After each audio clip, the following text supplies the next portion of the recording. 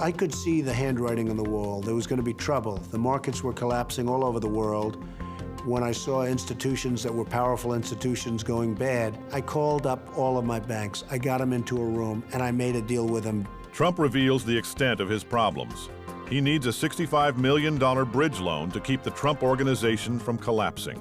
Trump convinced them that, you know, I've got a great thing going here. I was making money hand over fist in the 80s because I had branded myself. And my name is worth a lot of money.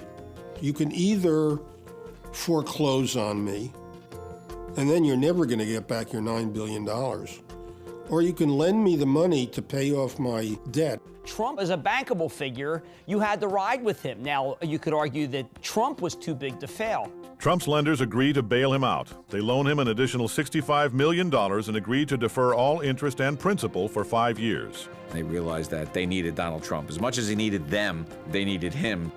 Trump has just pulled off the most important deal of his life. It's a long road back, but one thing Trump never lacks is perseverance. What's interesting about my father is, when faced with adversity, that's when he performs best. But the press doesn't share Trump's optimism. They're poised, pens in hand, to write his business obituary. It's a very bad feeling when you're the hot boy in town, and then all of a sudden you're reading stories on front pages that maybe you're not going to make it. And I think probably more than anything that fueled my enthusiasm or my energy to get up and prove people wrong. The easy money of the 80s may have dried up, but Trump is more determined than ever to rebuild his empire. I remember him coming home at 2, 3 in the morning. I'd hear the door open, and he'd be out at 6 o'clock in the morning, back in the office and doing whatever he had to do to make sure he could stay afloat. One of Trump's first moves is to streamline his investments. Trump sells a number of his assets, including the Trump shuttle, his yacht, and controlling interest in the Plaza Hotel.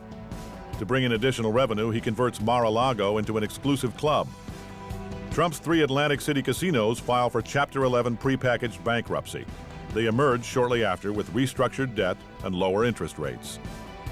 As the 90s roll on, the country claws itself out of the recession, and Trump's empire begins to recover. By 1993, Trump has reduced his personal debt from $975 million to $115 million. His personal life is looking up as well. October 13, 1993, Trump and Marla Maples celebrate the birth of their daughter, Tiffany.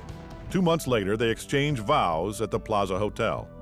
In 1995, Trump reduces his stake in his privately owned Atlantic City casinos. He raises $2 billion in a public offering, which he uses to pay off his remaining debts. And by 1995, thanks to the banks, he was debt-free. And he went on a rampage after that. You learn during bad times about yourself. You learn if you can handle pressure. You learn if you can really think quickly and on your feet. And if you can't, you're going to go out of business, and that's going to be the end of the game. It's take me home, mommy.